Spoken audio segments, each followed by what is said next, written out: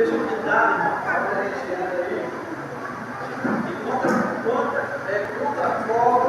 e contra evidências, não há discussão. Evidências são relatos reais, não é verdade? Mas vamos lá. Por que eu pedi para nós lermos em Provérbios? Para que não haja uma comodismo no meio de nós que somos igreja de Cristo Jesus,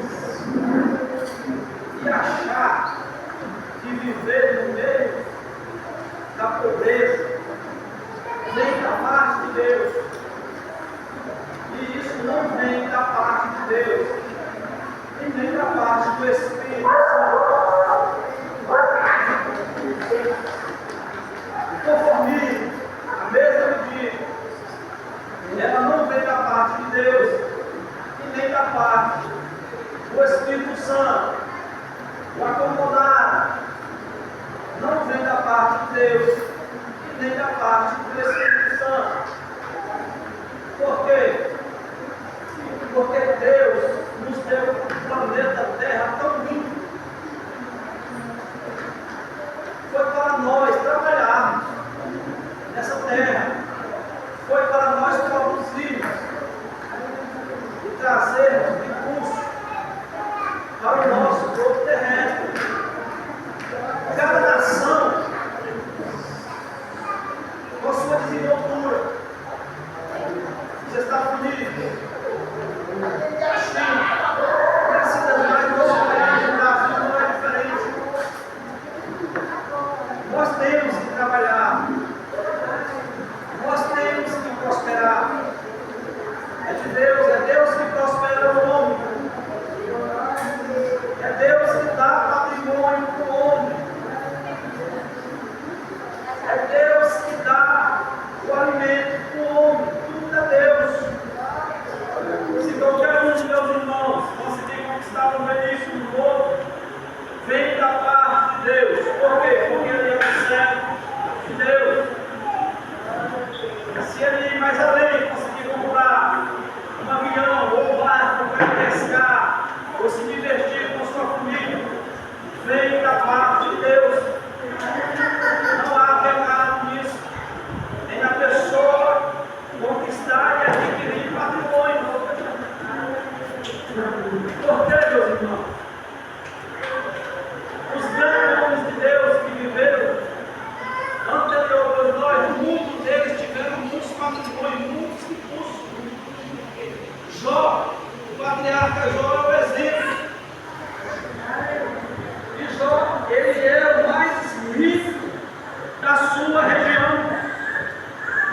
Ele era o mais próspero da sua região. Ah, irmão Marcelo, por que você disse que Deus prospera o homem? O que a Bíblia diz? Que Jó, ele estava caminhando, os filhos de Deus estavam indo diante de Deus. Não é assim que a história fala? E no meio deles estava Satanás. Aí Deus deu o testemunho de Jó e disse: tem observado o meu servo Jó? Homem fiel, íntegro e temente a Deus. Aí o que que Satanás usou? Qual foi o argumento? Se tu prospera aquele homem tudo. Essa é a prova viva de que Deus é quem prospera o homem, o seu servo. É Deus que prospera ele, é Deus que dá recursos e patrimônios. Mas por que nós estamos falando sobre Deus Mamon? Por que Jesus Cristo comparou Mamon como Deus? E ele levou um nível elevado e disse assim: portanto, vos escolheis a quem servir, ou a Deus ou a Mamon. Então, o dinheiro, o homem, ele pode ter muitos recursos, mas quando Jesus está se tratando a esse tipo de servidão, está se tratando-se de um servo, não é de um senhor. está se tratando-se de um servo. O servo, quando nós nos prostramos diante do Deus Altíssimo, o Pai de nosso Senhor e Salvador Jesus Cristo, e nós nos direcionamos em palavra a Ele, com nossas cabeças reclinadas, dizendo assim: Senhor Deus Todo-Poderoso dos Exércitos, Tu que livraste o Teu povo da escravidão, Tu que deste o Teu Filho Jesus para morrer na cruz do Calvário, e com o sangue nos resgatou e nos restaurou, e está nos preparando para o encontro contigo nos ares. Nós estamos adorando a Deus, e Jesus tratou o Mamon como Deus. É um homem que tem muitos patrimônios, mas ele, porém, é um servo. É um servo. Ele tem muitas propriedades, ele tem muitas administrações, ele tem muitos patrimônios, mas, porém, ele é um servo de tudo que ele tem. Ele não consegue gastar o seu dinheiro, porque ele está dominado pela sua ganância. Muitos deles, tendo grandes patrimônios, não se alimentam direito. Por quê? Porque ele é um servo e está dominado pela ganância de querer mais e mais e mais. Ele não consegue andar num carro novo, anda num carro velho, tendo condição de ter um carro novo. Por quê? Porque ele está dominado pela ganância. Por quê? Porque é um servo. E são essas comparações. Se eu for citar outras comparações, seriam muitas comparações. Muitas comparações. Existem pessoas desse tipo, pessoas que são servos do Deus Mamon, e muitas das vezes ele pensa que aquele patrimônio está sob o seu domínio. Ele pensa que aquele patrimônio é dele, sendo que ele é um servo daquele patrimônio. Por que, meus irmãos? Jesus falou assim: ajuntei tesouro no céu. Jesus estava falando para quem ia ser salvo? Não, Jesus estava falando para quem vai ser salvo. Você vai juntar tesouro num local onde você não vai habitar? Não existe essa possibilidade. Então Jesus Cristo estava falando isso para a sua igreja. Jesus Cristo estava falando isso para o seu povo. Povo escolhido, povo eleito. Não ajuntei tesouro na terra, aonde os ladrões roubam, aonde a ferrugem consome, aonde a traça consome.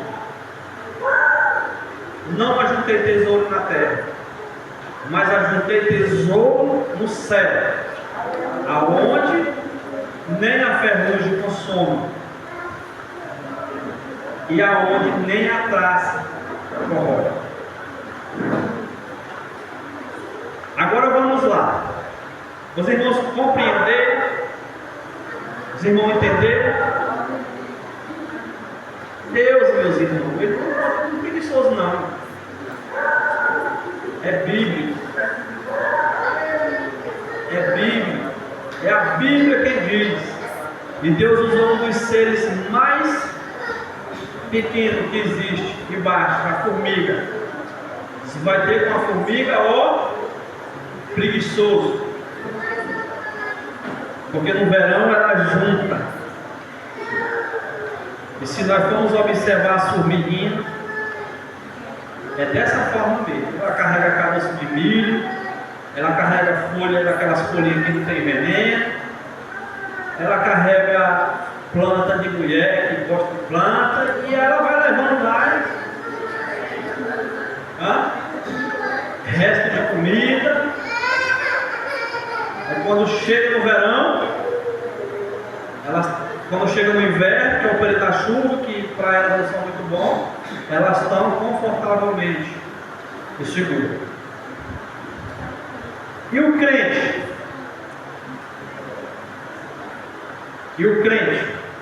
Vocês já viram aquela palavra, aquela passagem que Jesus falou assim: nós temos que orar para que a sua vida não seja no inverno? Existe mesmo uma explicação para isso. Existe mesmo um teólogo que traz uma explicação. Não, isso foi na época de Jerusalém, por causa das mulheres. Disso.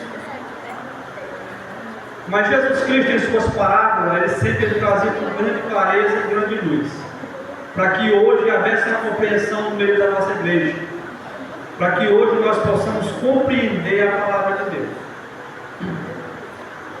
Então nós temos por obrigação, nós como povo de Deus, nós temos por obrigação de ajuntar tesouro no céu.